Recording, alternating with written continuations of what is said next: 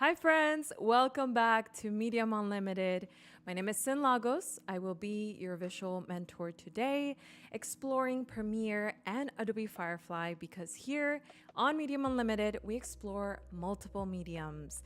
So I see some folks already here on the chat and I wanna say a quick shout out to Keys. I see Purba, I see Wade. Hey, what's up, Wade? Join the chat. Let me know where you're joining me from. I am in Austin, Texas, and we've had some beautiful skies this weekend. I feel nice and refreshed. So I hope you do too. It's Monday, folks.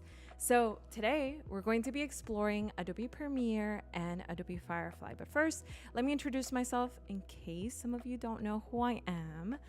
I will say a quick bio about myself. Why not, right? Okay. All right, folks, so I'll show you that later. So for those of you who are not familiar,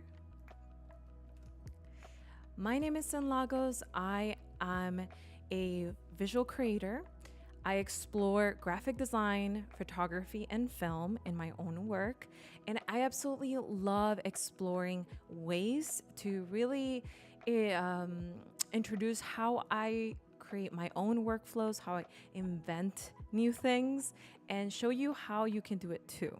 I love exploring that, especially here on Adobe Live, on live streams here, or on my YouTube, where I also run this show, Medium Unlimited. So if you want to keep up with the schedule, come into my website, find all the cool resources that I've nurtured in here just for you, like classes from Skillshare and all of the past streams that I've done here on Adobe Live so that you can replay them, rewatch at your own time, and find new ways to explore a new medium. Because that's always the goal, right? We want to be able to challenge ourselves to find new mediums that keep us excited because we're artists, right? So at the end of the day, we want to explore new ways to keep our skills, up to date, nice and refreshed. So in here on Medium Unlimited, that little tab, you're gonna find all the past streams that we've done here on Adobe Live and also on my YouTube, exploring Premiere. So exploring motion, if that is your cup of tea at the moment, which it is for me every single day. I absolutely love, doesn't matter what kind of work I'm doing. I absolutely love hitting the spot with a little bit of video editing, a little bit of sequencing, a little bit of animation, possibly. And when I'm not doing that, I love exploring my photography editing skills in Adobe Lightroom over on my YouTube channel. So really cool stuff. I feel like I've ventured into so many spaces. And this here, teaching you, is one of my most latest and most loved adventures, honestly, because it allows me to dive into my workflows, kind of get a sense of how did I even do this? Do you ever find yourself ever saying wait, I don't remember how I did that? I do, because I have so many different curiosities that I fulfill every single day because I don't stop myself from doing that. I used to. There was a time I did. I used to think I had to find a niche, right? That's the popular word all over the internet. I don't quite agree with that. So I think it's good to follow a curiosity. And if today your curiosity is video, I got you covered. So let's jump on here. And let's talk about what we're going to work on today. All right. So we're here on my Instagram because this stream is inspired by my Instagram channel. So I was exploring how to combine video and generative AI features in a way that was a little bit more fun, nothing too technical. It's just fun, really. It's just play. So I did this stream, which was cool. Let's take a look. This effect using structure reference in Adobe Firefly. But here we're going to back in Adobe Firefly, we're going to use that image to use it as a structure reference. For the prompt, make sure to describe the picture as closely as possible. and find variation by using different style references. The key here will be to import as many photos as you want the duration of the scene to be. The final step will be to import your images into Premiere and place them on top of your clip to match your frame. And that's it. Have fun with this one. My name is Cyn Lagos. See you on the other side.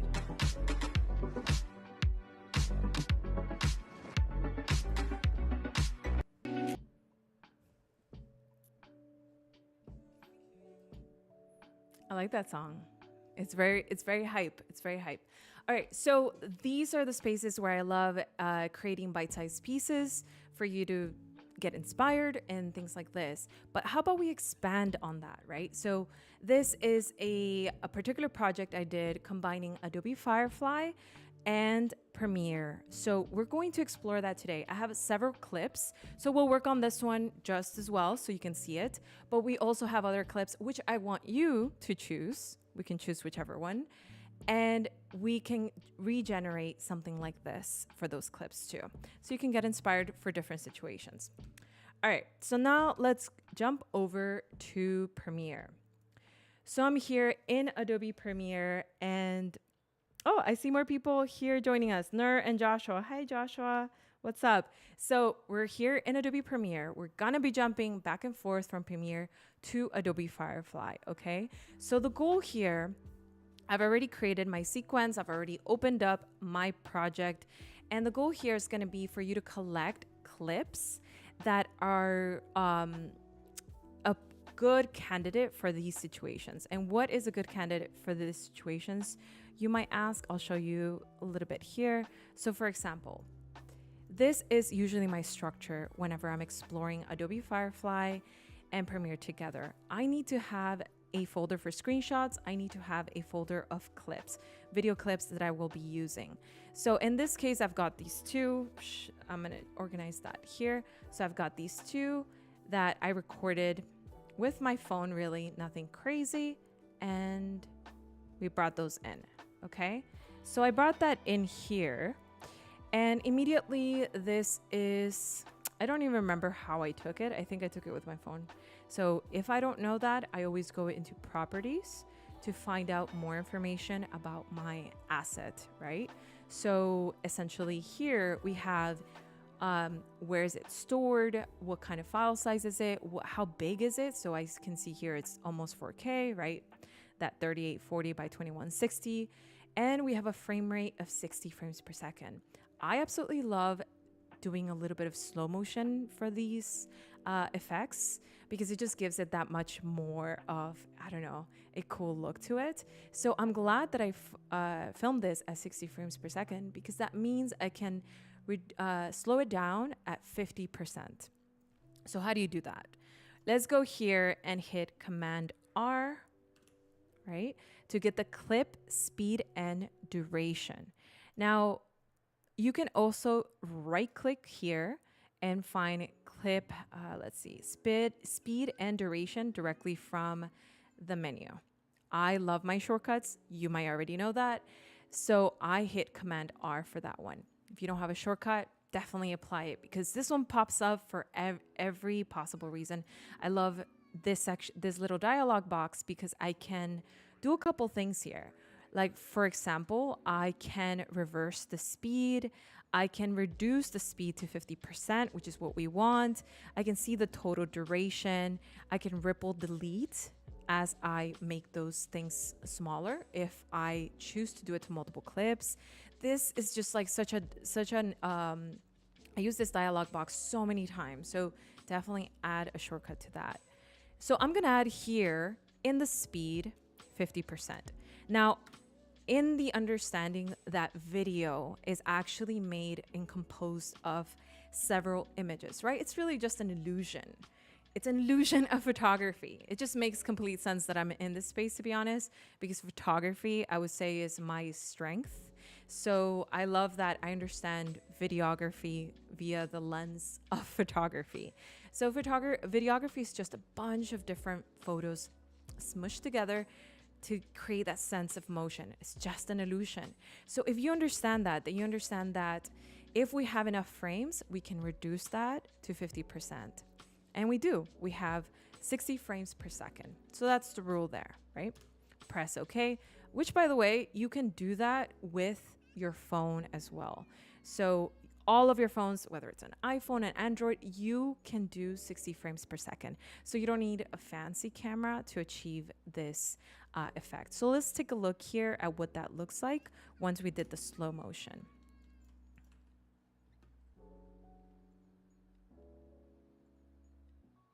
Right, so it's a little bit slower.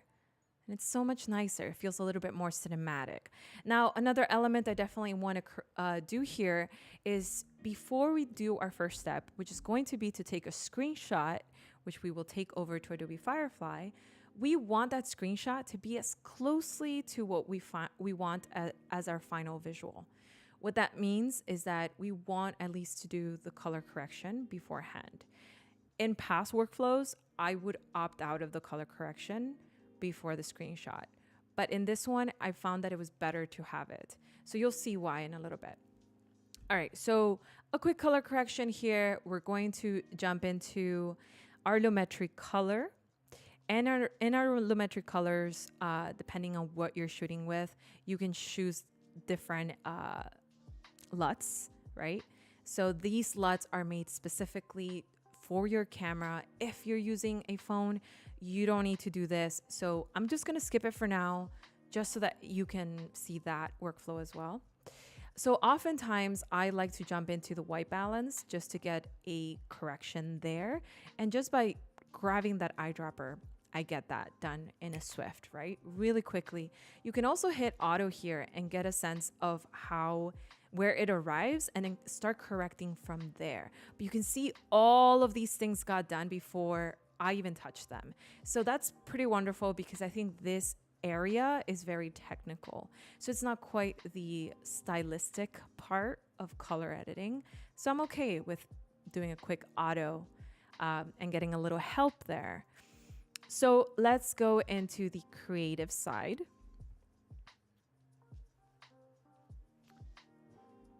I'm gonna move this over here so I can see y'all on the chat.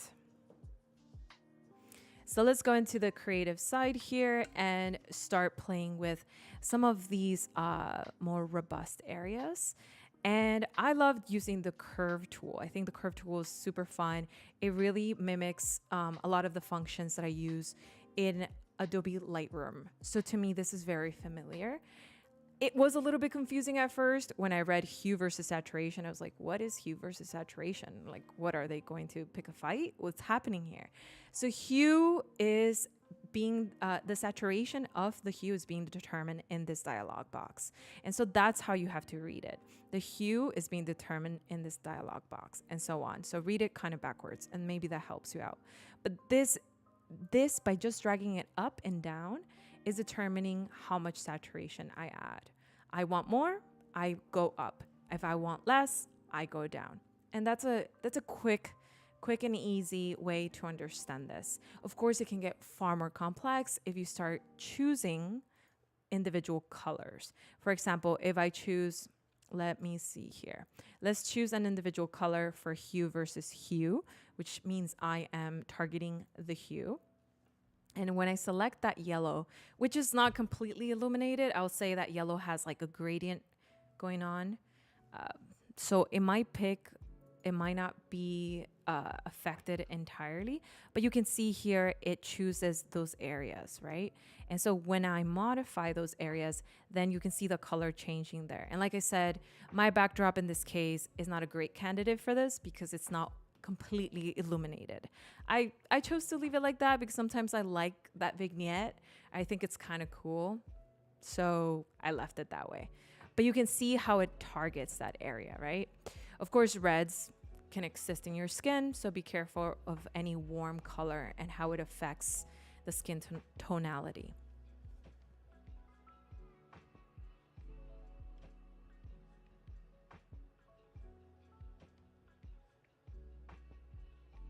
Key says they made a similar sequence for everything everywhere all at once, but manually, no Gen AI, and it took months. No way, I did not know that. Let me tell you that I have not watched this incredible movie that has gotten so many awards yet. because it is very much like one that I want to understand and almost study. So I'm getting myself prepared, so to speak. I think I'm gonna have a movie night with my friends and see what we think about it, because it seems like a very intense movie. But let me know what you thought of it. It's so cool. I love that particular scene. I've seen it in all the trailers. So this is gonna be the luminance, but again, this has done already a wonderful job at correcting my colors and my contrast fairly easily. And so far what we did was so simple, right? We just hit auto and we jumped directly into the hue and saturation curves, and we're just moving the levers up and down. So that's not that intimidating, right? And we didn't even have to use LUTs in this case. You know, if you're using a phone or something like that, you don't even have to use it. This, I don't think it was from a phone, and it still did a good job, right? So I know that color editing can be very intimidating. It has been for me, but I've been approaching it as if it's Lightroom, familiar editing skills that I use in Lightroom. I bring them over to Adobe Premiere. So hopefully that helps you out on that front. Now, the next step we're going to do here is very important. We're going to create a shot here. Let's make this a little bit bigger, right? Remember, our Premiere sections are modular, so we can always make them bigger or smaller by dragging these areas. And if you haven't done that yet, let me tell you, you gotta use it, because it's just tailors an experience, and you find yourself using Premiere for hours. Because it changes the game, right? Like, you're enjoying your space. It's like cleaning your desk. So in here, I want to find a spot. So remember that these are made up of images, right? So these are frames. So we want to grab a frame. Let's go in here and see this, right? So we have one whole clip that is made up of 60 frames, right? Arguably, I don't know how it works now that I did 50%, but it's fine. What we want to grab here is a snapshot, a singular moment. And this is going to be the focus. So what we're going to do here is grab the export frame button right here. If you don't see it, you're going to have to go into this little plus button. And in here, we have a collection of buttons. So many cool ones. Some I have yet to discover. This, among my favorites, is loop playback, right? So we can see that loop and how it plays back on Instagram, on TikTok. Well, you can use this to loop playback, so you can get a preview. And what we're going to be using today is that camera, that snapshot icon. So mine is already here, right? But otherwise, you would have to drag it in and press OK. So mine's already here. You can see my loop playback is already here. Some of my favorites are here. So I'm going to hit this button right here, and it's going to prompt me to export a frame. Very important. We want that frame to be imported into our projects. So make sure this box is checked. And you can name it anything at this point. We can name it picture frame. And of course, the path where it would be saved, so you can find it later. Let's see. I think it's this one right here. Yeah, there you go. And you can see now why I have a screenshot folder, so that I can find my way back to this image, right? So press OK. And whether you save it as a PNG or a JPEG is totally fine. I prefer a PNG. I think it will be fine for Adobe Firefly. All right, but what's so cool is that it's now included also in my my project panel, right? So I can quickly just click and drag it if I want to. Now, what's important for us is to find it in our Finder right here, because we're going to upload it. So you can see some of the screenshots I've done in the past, things like this. And in that demo that I just showed you, I needed this screenshot, which was of me flipping the book. So it's those moments or those instances that I want you to think, oh, what is a cool moment in this video that I should definitely take a snapshot of? Okay, so let's jump over into Adobe Firefly. Let's go here and right here. All right, there you are. And let's go to Adobe Firefly. All right, here we are in Adobe Firefly. So firefly.adobe.com is still our place to visit Adobe Firefly. Although Adobe Firefly is here on the website, it is always sort of in a sneaky way part of everything that we use in the Adobe Creative ecosystem. So it's in Adobe Photoshop, it's in Illustrator, right? It's hopefully in Premiere, right? Eventually. So we're going to have so many opportunities to come across Adobe Firefly powered tools across the board in the Adobe programs, right? But if you want to be up to date to anything that's happening, come directly to the website. The website tends to have the latest model, right? So model 1, model 2 is what we're on. So it tends to have the latest model. I believe we're in model 2. And this is the place to try on all of those things. What I'm really interested in for this particular project is structure reference. So structure reference, you can see here, generative for video is coming soon. Are you excited? Because I am so excited. I can't wait. So hopefully the next stream will be about that. But in this case, we're using a multimedia workflow. And I'm really interested in structure reference, which is a brand new feature which focuses specifically on the structure of your image reference, not on the style of the image. So those two tend to be a little bit confusing for people, but that's okay. They do work together at times, so they don't have to be completely separate, but they do work on different parts of your reference image. So in this case, you can see here we have some reference images to pull from. So we have this really cool landscape. We have this really interesting, I don't know, like an art installation. And we have something a little bit more sketch-like. In this case, it picked up this structural reference from a bunch of circles. So when this gets cool is when you start uploading your own reference, which is why we just exported our own reference. You're right? You're keeping up with me here? Now, what's really important is that we have, let's see, is that we have the rights to this image. We always want that level of transparency. We want to be respectful to other artists. And this is just a kind reminder of that, right? And this is going to be uploading my file as a structure reference.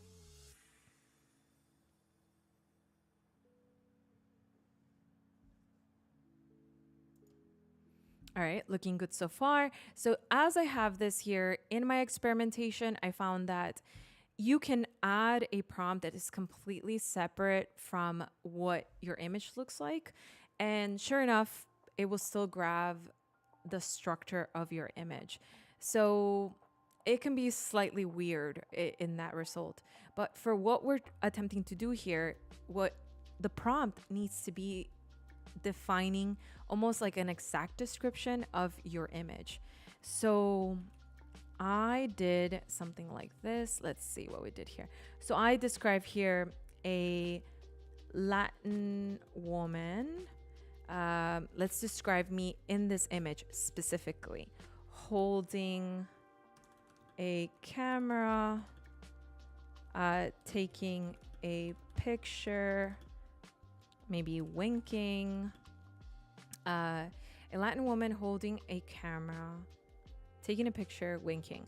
So hopefully that is close enough. What you want is to describe the reference image. That's it. Otherwise, it's going to give you something different, and it may or may not work in the results that you're aiming for. So in this case, we did not add any more features, but we do have a plethora of options here. We still have our effects options, which we're going to have to touch base on, because remember that this isn't picking up the style, this is picking up the structure. So here are some images. I still struggle with the fact that a Latin woman always has straight hair. She never has curly hair. But, we're trying to help GenAI get a grip on how we perceive the world. And this is maybe, I would say, biased based on the images that it learns from. So we have to do better as photographers to photograph people who are dynamic, diverse, so that those images that it's learning from, right, because it learns from the stock photography, are also diverse in every respect. So I don't like the fact that this is square. I definitely want a different ratio. So I'm going to do portrait in this case. Oh, no, wait. Portrait. We have portrait. Yes, portrait. Make sure it says photo in for this too. Well, actually, here is the fun part, right? You don't have to choose photo. I started to play with art, right? So that it creates different scenarios, but with a style that feels a little bit more artistic. And when it comes to the style element, this is different from structure. We can pick any of these options, and you're gonna see how quickly that influences any of our outputs. So for example, if I pick these clouds and hit generate again,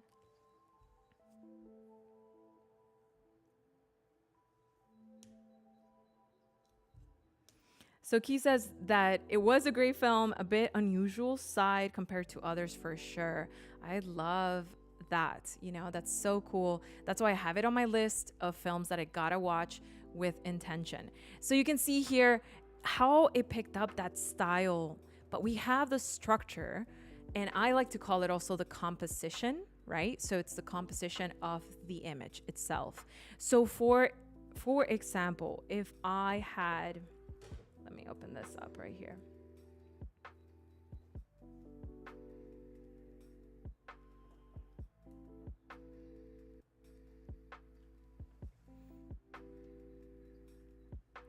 So for example, if I have a building, something like this, right? I have a building. If I have a structure or a composition that looks a little bit like this, then it's going to pick up that structure and that structure alone. Nothing else but this. Not the color palette, just the lines and the shape. That's how structure reference works. So good candidates for structure reference are things that if you saw them in black and white, you can still see the composition, right? I can squint my eyes and see most of the compositions of these images. If I want to borrow the composition, i.e. the structure, I can pull these images into the references and it will pick those up. If I want the style or the color, the color palette, I don't have a lot of light here, but hopefully you can see that. The color palette, you're gonna want to upload that in the style reference, not the structure reference. And that's the differentiator there, which I think really makes a big difference. So let's continue downloading some of our images here. We're gonna download some of these and we're gonna start collecting them. Now, some of these eyes did not look very good. So definitely generating a couple times, I notice, gives me the best results. So let's hit continue download. Let me tell you, it definitely is some work. It doesn't happen immediately. Let's hit generate here again. But the key element is to upload a reference shot and describe that reference shot as closely as possible. If you're eating, a meal, then describe that specifically. What is this person doing in the scene? In this case, I'm picking up different styles so that it feels impactful in the moment, right? We have a couple of these. And remember, when a result doesn't work for you, definitely check it. Say, okay, doesn't quite work, and explain why it doesn't work by providing feedback. Is it poor quality? Is it unexpected content? I have had some spooky results for sure. It's all a work in progress.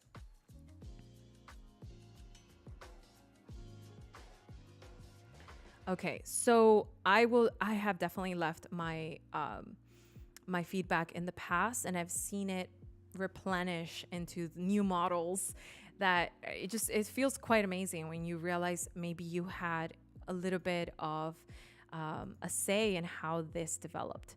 So I'm gonna hit okay. I never really turned this off because I love showing this off.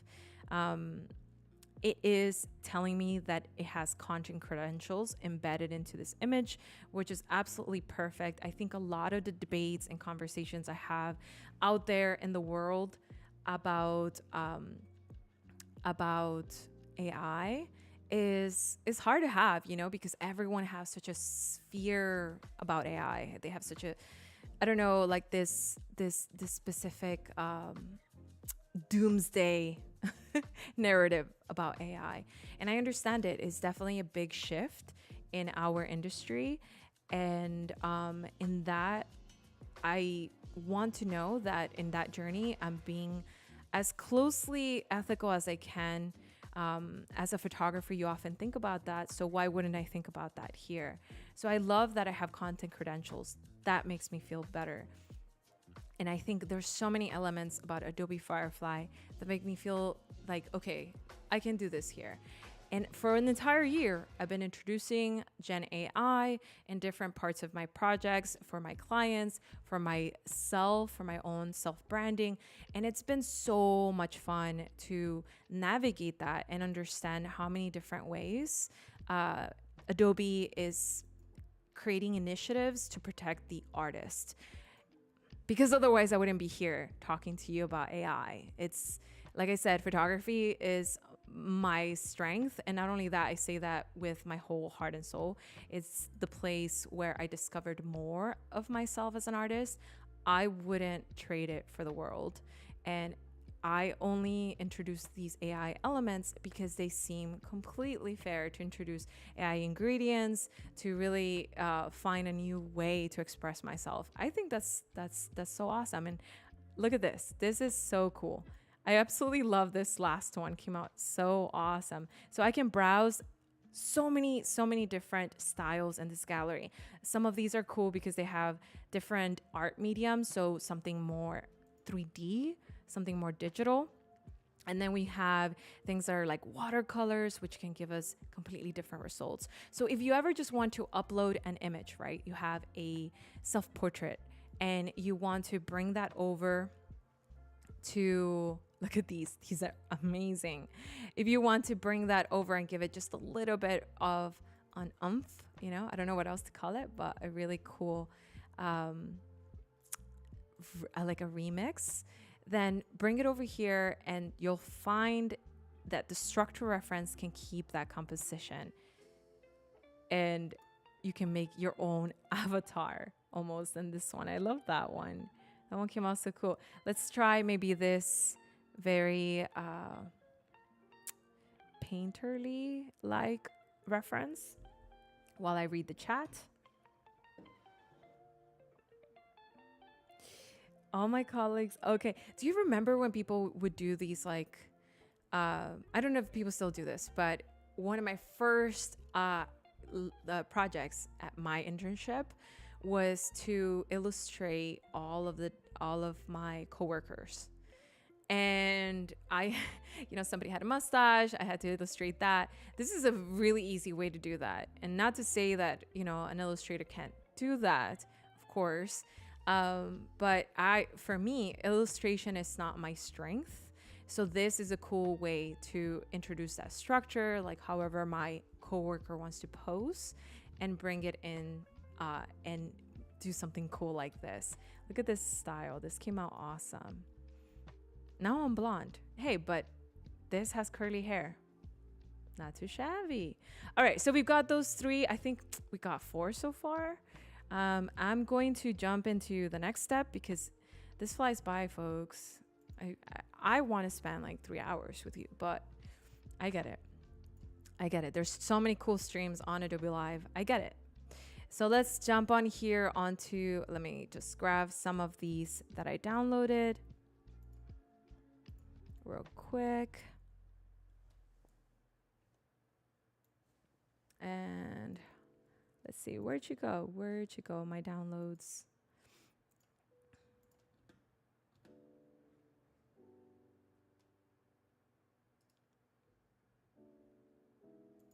Okay, so I'm gonna open this reference point in Adobe Photoshop.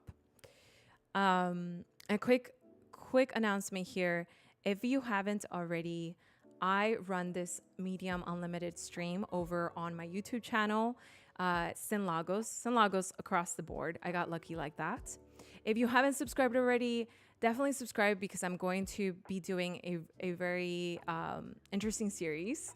I've been collecting portraits of my friends, and we've been editing, doing the post-editing there on Medium Unlimited, exploring photography. So keep up with the schedule, turn on those notification bells, and I'm venturing into YouTube, folks, so your support means a lot to me. And yeah, this is a new venture. Let's see where we get by the end of the year. That's my goal. That's my goal overall. So we're here on Adobe Photoshop. We have our file open. The reason why I have to jump into Adobe Photoshop at the moment is because we can't do a 9 by 16. Is it 16 by 9? Whatever. We can't do the vertical version. We can only do the 4 by 5, which is the portrait version. So I have to come in here into Generative Expand. I do wish that Adobe Firefly had this version. So just putting that out there, I would be able to skip the step, but thankfully we do have Generative Expand. If we didn't have Generative Expand, I would really would be sad about it, because this just makes it so much faster. And sometimes it generates some super cool scenes. Look at this one, right? And we have 3 generations. Unfortunately, this also means that I'm gonna have to generate again using my credits, but do remember that if you don't have credits, you can always generate, just at a slower pace. So no need to panic. So I'm gonna export these. Let's export a couple of these real quick. Export as PNG, no need for transparency. We got it at like 17. Okay, a very odd number there. Okay, let's go into, where are you? Okay, here you are. All right, so in here, I also like having a folder that says GenAI. So these are the ingredients that I am introducing into my file. So it's funny, right? We're watching that 1 minute short clip, that 1 minute reel. We make it look easy, folks, but in reality, it takes some time. It takes some time to do this. And it's definitely fun though, because it's a really cool exploration of how many different ways an image can be explored, or a video in this case. So let's go back into this and do another Generative Expand here, just to make it the right ratio for our scene. And that's what I have to do for these. So I like that every single time I hit generate, I get a tip here. Every single time. So do not miss those tips, because from there, I've gotten a few good ideas of how to move forward with my scenes, especially when I really didn't know how to use GenAI back in, I don't know, was it February of last year? I think it was February of last year. So like it's an experience, you know, to navigate this new world of GenAI. Let's put this out here and export that.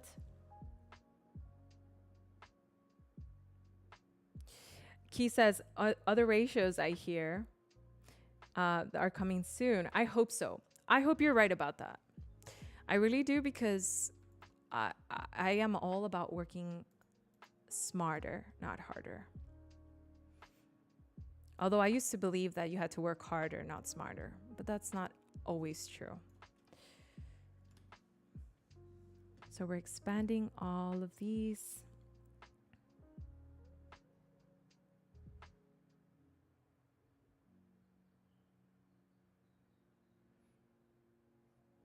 And checking in on y'all on the chat. Awesome. I love this one. I think I'm totally going to keep this one for life. That's so cool. That is so me. Even the purple hues. I have my purple light right now. So yes, you can see in my workflow, like I work fairly quickly, really, if I'm not explaining this. There's just so many levels to generations that can make things a little bit faster, but definitely the faster you are with the mouse, with your shortcuts, you can go in the speed of light at that point. Now you're really like pushing the limit, right? And folks, I hope you're enjoying your Monday. Remember to take it easy. Mondays tend to have a lot of expectations. You ever feel that? I tend to just ignore that and treat my Mondays with a little bit of more kindness, and just understand that maybe it's possible that I will complete a Monday expectation on a Tuesday. Do you know what I mean? Like, it's totally fine. Or get started on a Sunday. Do you ever do that? I do, because I'm a freelancer and weekdays don't really mean much to me. Weekdays and weekends blend in. She looks a little funny, but I'm exporting just for the sake of showing you this, so you can see how we work through these. We have 4 so far. Let's see if we have another variation. I think we had this cloud one. This was cool. I like this one. Open with Photoshop right here. The reason why I'm not cropping here, because then it wouldn't work, because then I would be zoomed in. So we want to make sure that the ratio is as closely as possible as our video variation right here. See that? So otherwise I would have to zoom in the video. And I promise we will get back to Premiere soon enough. I know if you're a big fan of Premiere, but this is a cross medium workflow. Eventually we might have these tools, as we just saw, that little sneak peek. We might have these tools in Adobe Premiere. And I can't wait for that, because rest assured I will have a project to show you, because I will definitely spend time exploring it. Okay, no transparency, export. And that's gonna be our final one for now. And you can see every time that I download it, it still has the prompt in the title. So you never lose that prompt, especially when you craft prompts like to a T. You don't want to lose them, right? They become like this precious thing. I have a library of prompts. I've been giving away prompts, those that have really changed the game for me in some of these streams. So, hopefully those help you, because there is a learning curve to creating prompts. Okay, so in here, what you're seeing is I've got all of these different templates, because in Adobe Premiere, we've got so many templates to choose from. We have Instagram templates, we have TikTok templates, and what they are is just sequences that are made as specifically for you to get a sense of where you're going to put your art. So here's where all of the UI would be. These are the areas that would be cut off. And we don't want those areas to have our main artwork, right? So let's say I bring this over here.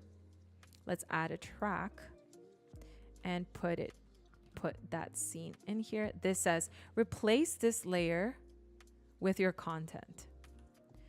I would like to modify with replace this layer with your art, because that's all I ever put in here. I always put my artwork. Okay. So, I didn't mean to do that. So that's as long as this is. And you can see here what happens, right? We have a different composition. A different ratio. It's because this is 1080 by 1920 and our file is nearly 4K. So this got zoomed in. So we want to right click and we want to set frame to size. There you go. And that overlay is going to give us a sense of where that gets cut off, right? So we don't put any of the important elements in there. Now I'm going to create a new bin, and actually I don't have to create a new bin. Undo that. Let's double click and go into our what was it? Generative AI. Let's step out of this folder so that we can grab that folder entirely. GenAI ingredients. And they get imported in here with the folder and the nomenclature, the whole thing. So that's really helpful because organization cannot be escaped in Adobe Premiere. So now we have all of these shots. Did you feel that when I clicked it away, right? That's looking really cool. Now what's really important here is I kind of messed up and forgot to tell you this, but that's okay because these are very similar. So in here, we want to create a marker. So you can hit the letter M while holding that clip and it'll create a little marker right there. I hope you can see that. That marker is helpful just to note where you got the screenshot from, especially if you start creating a bunch of them at the same time. Now here's the trick. These are the images that we've selected, right? We've got our ingredients here and let me make this big so you can see. All right, this is the good part, folks. So we've got all of these ingredients. However, when I bring them in here, let's lock this overlay layer for now. And when I bring them in here, you can see they're so long. Not only that, but they're zoomed in, but they are so long. They're much longer than my original clip, which I can label by using any of these labels here.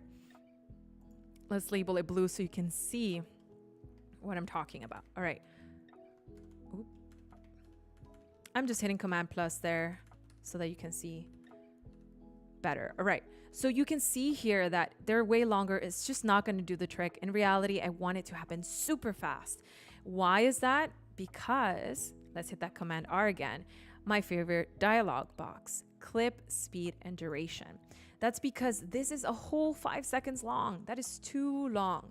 You know, we're just not that generation. We don't have that attention span, right? We don't. So we're going to go in here and reduce this to maybe, let's do 10 seconds.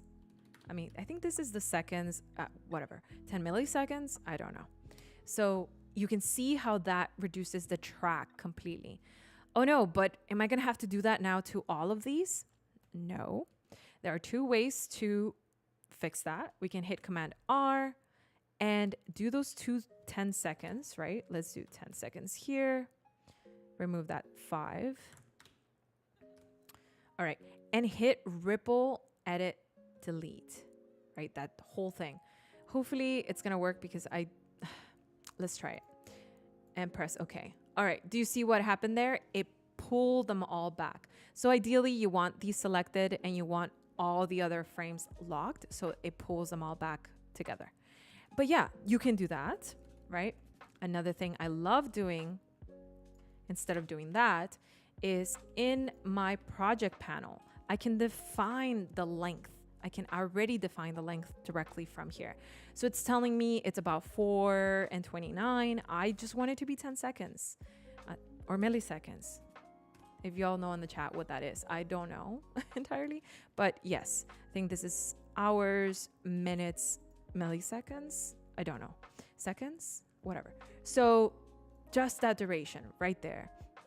Press OK. It seems like nothing happened, but now that duration has changed. So that means that in here, we can click and drag. And what's cool is that when we click and drag, we turn on this, if we turn on this little magnet right here, it can snap into any important point. It will snap at the end of the clip. It will snap on the playhead. It will snap on that that marker that we added in there. So that's one of the reasons why we want that marker there, just to remember where we did it. So now that we did this, now it's still zoomed in. We can right click, set to frame size. Now it's set to frame size, essentially. Not scale to frame size because we don't want to change the sizing of our image. That's a complicated one too. It's another one. All right, so now when I click go, that's cool, right? But I think it can be a lot faster than that. So let's do 0.3, something like that. Hit Ripple, Delete, so that you saw what happened there, so that they squeeze together. So you don't have to do it. That ripple delete is everything. You can use it in absolutely everything.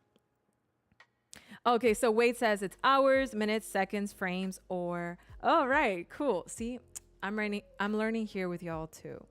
All right, so now when we play this back, let's hit the out point there and let's turn on that loop playback so we can watch it over and over. Let's turn off our guide because we don't need it right now. So we turned off that guide, right? And hit play.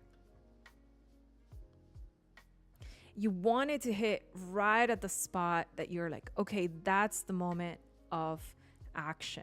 And it could be anything. You could be drinking coffee. So the moment that you raise that mug and the mug is about to touch, you know, your mouth, it could be that moment that the frame changes into this really cool mixed media look. So let's take a look at it here.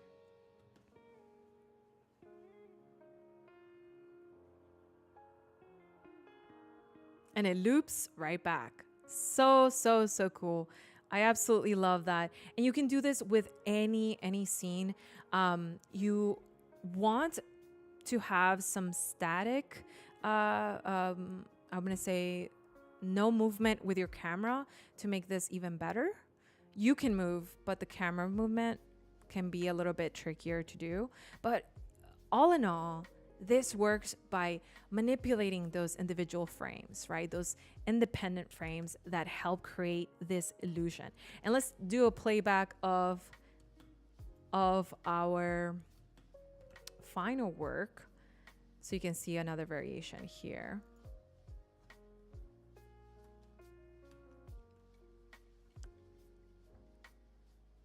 You can see how many more I actually introduced into this one, right? You can see there right at the start. And you can start to see, I want you to revisit this. I want you to see this as a way to follow the tutorial because I do introduce the most important points in here so that you can try it yourself. I generated so many scenes until I got that girl with curly hair, until I got those moments where I was like, oh, I do see myself in these scenes, and I see people who look like me in these scenes, or are like me, right? And I just love this project. I love exploring new ways to express my different mediums, whether I'm in video, I'm in photography. I think it's worthy to, you know, lean into that curiosity and try a new medium.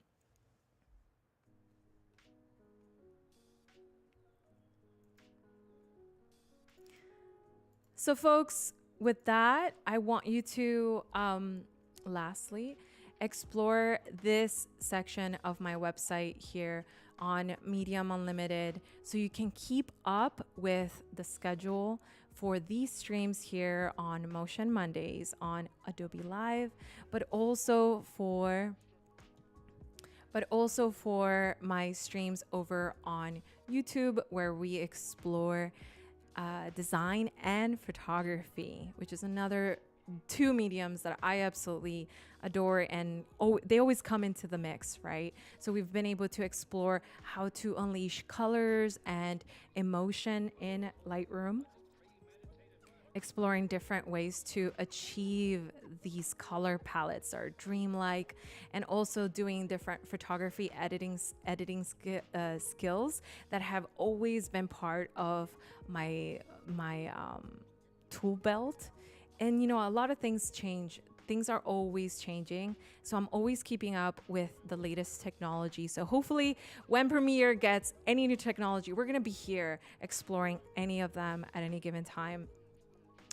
So folks, again, my name is Cyn Lagos. I am so happy that you were here with me. And if you're restreaming it, make sure to tag Adobe Live on your projects so that we can see them and, you know, support each other as artists. So until next time, see you on the other side. Bye.